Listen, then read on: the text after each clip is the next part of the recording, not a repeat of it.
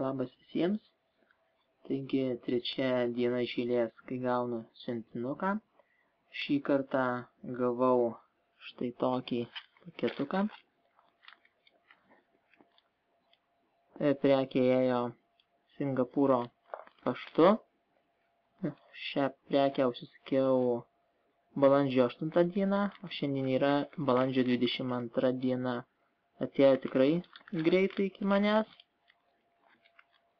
Nieko neslėpsiu, pasakysiu, kad tai yra telefonas, o koks, jau tikriausiai būsite perskaitę iš antraštės video.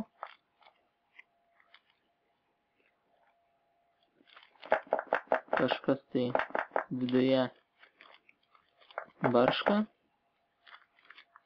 Na, pabandykime pažiūrėti, kas ten per garsai sklinda. Taip, tikriausiai buvo atidarytas, nes čia jau bus muitinės apvyniota šita plėvelė, nes ten matosi visai kitas.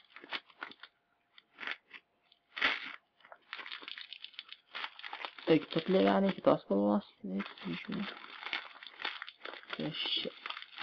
Aha, gerai įpakuota. Gal ir niekas nebuvo išpakavęs. Taigi, bandome toliau atidaryti.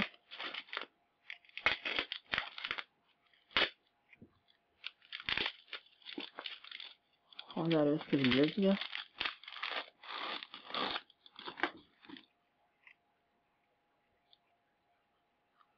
Tai yra telefonas Kobot X9.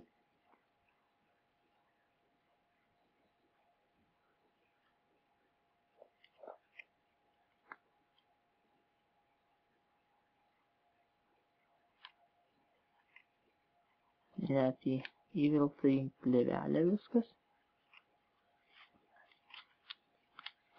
kad atrodytų įtikinamiau. Na, pabandysim šitą plėvelę nuimti.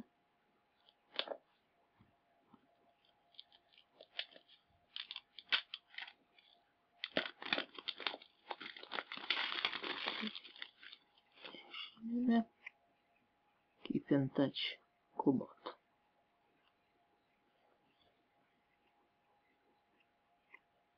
Kobot.net. Taip, tinklapis nurodytas. Jei ten matėsi charakteristika telefono, reikia pabandyti atidaryti.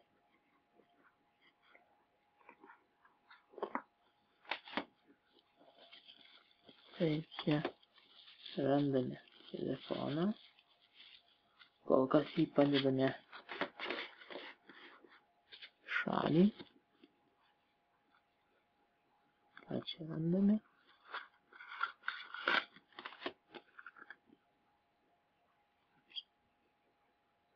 Įvairios instrukcijos nurodytos ir kaip veikia.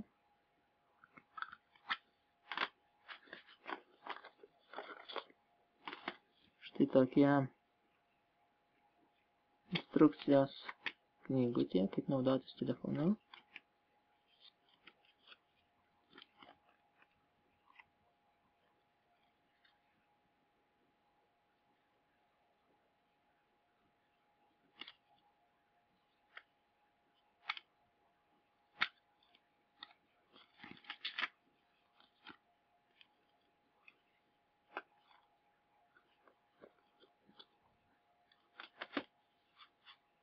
Čia yra tokis telefono laikiklis.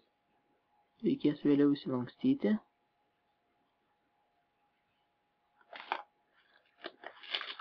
Tai yra atsarginė plėvelė, skudurėlis valyti ekranai.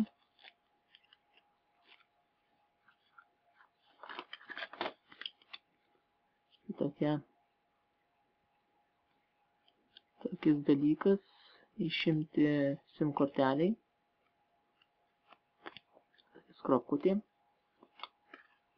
Tai kas čia toliau yra? Dėžutėje. Šioje dėžutėje. Štai net ant kelio yra šilkografija su užrašu Kubot. Tai čia tokis pakrovėjo laidas.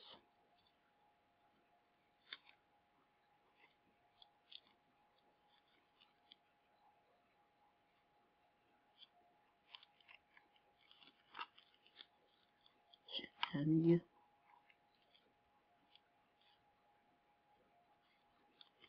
būti užrašyta Kubot. Kažkodėl tai nesusifokusuoja, gal susifokusuos.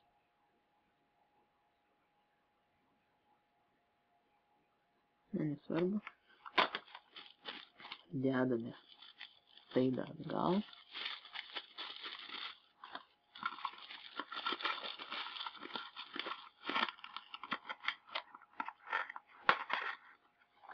Tai toliau ką dar čia randame.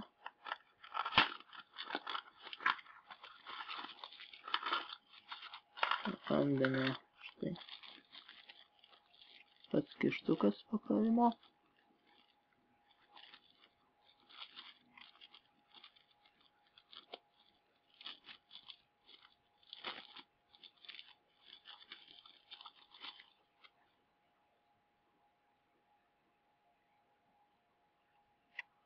Taip jis atrodo.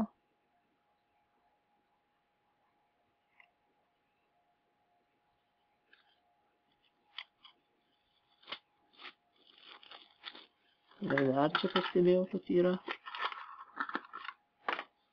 tokis pieštukas liesti ekranui.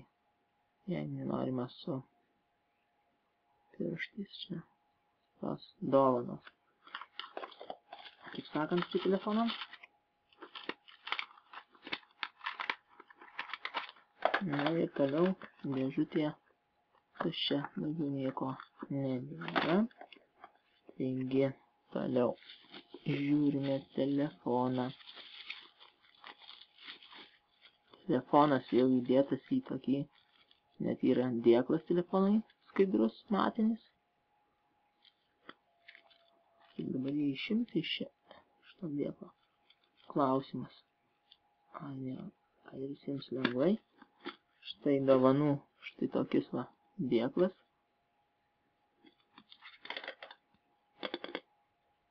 Masinis.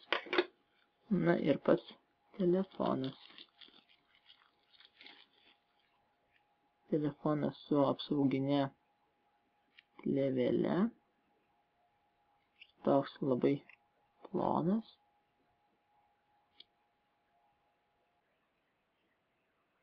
Video tęsinį filmuoju praėjus kelioms dienoms, truputį sirgau. Taigi štai taip atrodo telefonas Kubot X9. Toks štai va, plonas. Iš šios pusės turi 2 SIM kortelių lizdus. Čia dedasi mikro SIM, čia dedasi nano SIM arba atminties kortelė. Šiuo metu aš jau esu čia įdėjęs savo operatoriaus kortelę. Kaip tik šiandien lankiausi savo mobilaus ryšio operatorių parduotuvėje, nusipirkau štai tokią kortelę, ne mikro, bet nano SIM. Pasikeitimas kainavo apie 2 eurus, 1,70 € ten su kažkiek tai centų. Taigi čia jau aš ją esu įdėjęs. Šita vis dar laisva. Atsidaro štai su tokia skropute. Štai tai pabandysiu pademonstruoti. Čia yra skylutė, įduriame. Ir taip įsiima. Ir čia va dedasi mikro SIM į šį lizdą. Kai įdedame ir paprasčiausiai taip va įsideda ir viskas. Naudojame. Čia yra įjungimo išjungimo mygtukas. Čia yra garso reguliavimo mygtukas. Čia randame viršuje ausinių lizdą. Iš šios pusės jokių mygtukų nėra.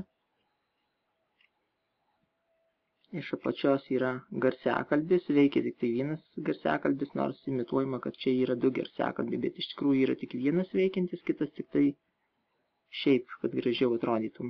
Čia yra mini USB jungtis telefono pakrovimui arba telefono pajungimui prie kompiuterio. Galinė dangtelė yra užrašas Kubot, vaizdo kamera. Vaizdo kamera, kaip skelbiama, 13 megapikselių. Taip pat yra LED blykstė. Priekinė kamera, kaip skelbiama, yra 8 megapikselių. Ekranas 5 colių, HD, IPS matrica. Čia 3 mygtukai. Tai pabandykime įjungti telefoną. Įjungti taip galima su šiuo mygtuku arba porą kartų bakstelėjus.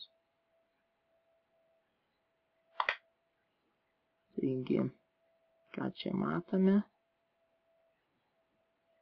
Ekranas veikia gerai.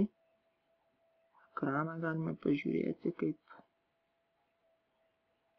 matosi.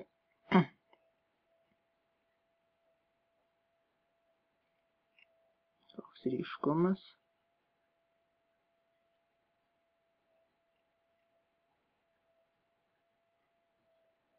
Žinoma, su mano kamera nelabai parodyti viską. Taigi, ką čia radau vieną trūkumą. Neveikia ekranas, kaip paspaudus, kaip kur neveikia, daleiskim užėjus į kokį puslapį internetinį, ar šiaip rašat žinutę, neveikia vienetas spausti, arba ten irgi kokis nors simbolis, kampinis. Tai vat, galime pažiūrėti keletą testų ant tų.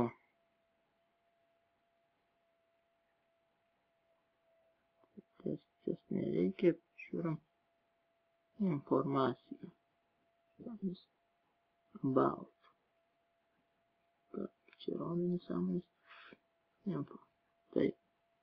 Tai yra modelis Kubot X9, Android versija 4.4.4, procesorius NT6592,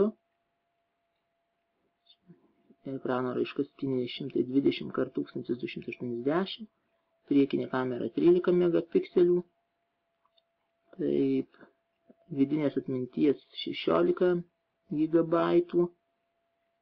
prieinama apie 13 GB, taip pat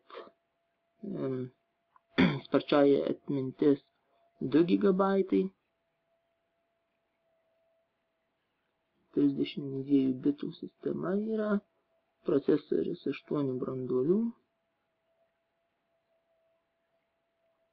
visokia informacija. Gal ką čia dar parodyti. Taip.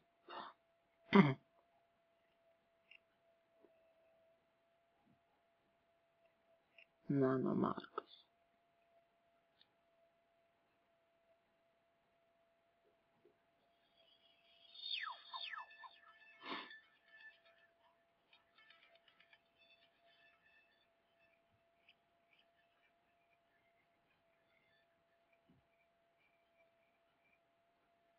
Kai dariau testą, lyg tais rodė 59 su kažkiek tais kadrų per sekundę. Pažiūrėsim, kiek dabar parodys. Tai truputį užtruks. Dabar parodė 56 kadrus per sekundę. Kiekvieną kartą skirtingai. Jau dar neparodžiau, kiek ant tų surinko. Galim dabar testą padaryti. Bet šis testas tikriausiai ilgiau užtruks.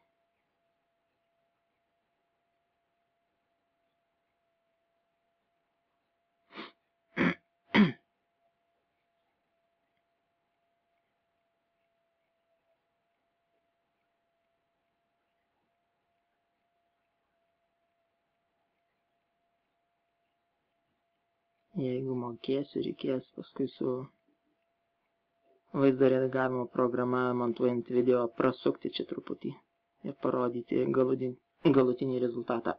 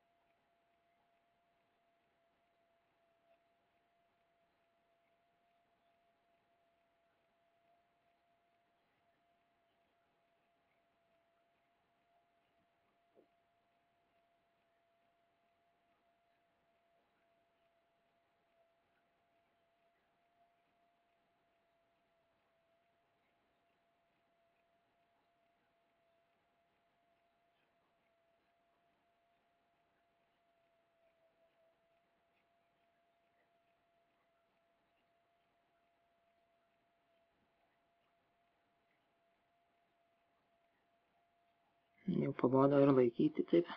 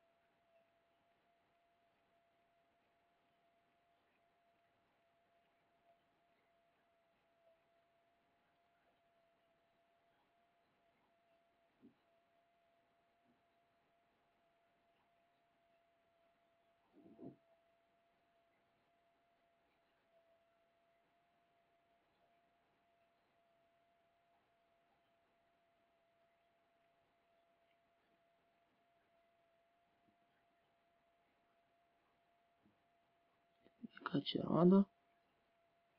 28 860 non-verified. Kiekvieną kartą vis kitaip, tada taip nerašė. Na, nesvarbu. Čia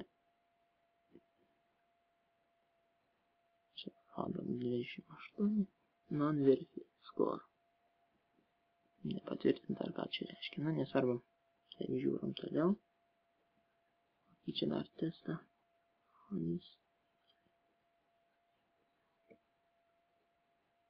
Multitouch 5 rodo. Buvo jų testavęs. 6 piršto jau ne 5 pirštų prisilietimą palaikom. Taigi, štai toks telefonas. Šiaip kol kas kaip ir patenkintas aš juo. Žaidimų nežaidžiu. Šiaip skambinimui, naršymui po internetą naudoja. naudoju štai su šiuo apsauginiu dėklu. Štai taip atrodo su dėklu apsauginiu. Truputį pastorėja, bet nelabai.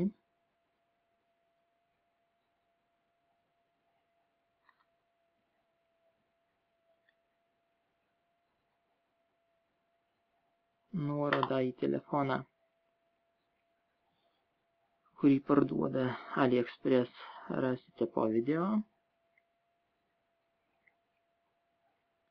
Jei dar ką nors pastebėsiu, kažkokių tai naujų pojūčių naudojantis šiuo telefonu, galbūt nufilmuosiu atskirą video dar, nors nieko neprižadu. Taigi, štai toks telefonas. Visai nepaminėjau, kiek jis kainuoja, galėsite taip pat pažiūrėti nuorodoje, kurią paliksiu po video. Jis šiuo metu šiek tiek brangesnis, aš pirkau šiek tiek pigiau. Galbūt parašysiu komentarą po video. Toks tad video šį kartą. Na ir iki kitų susitikimų. Iki.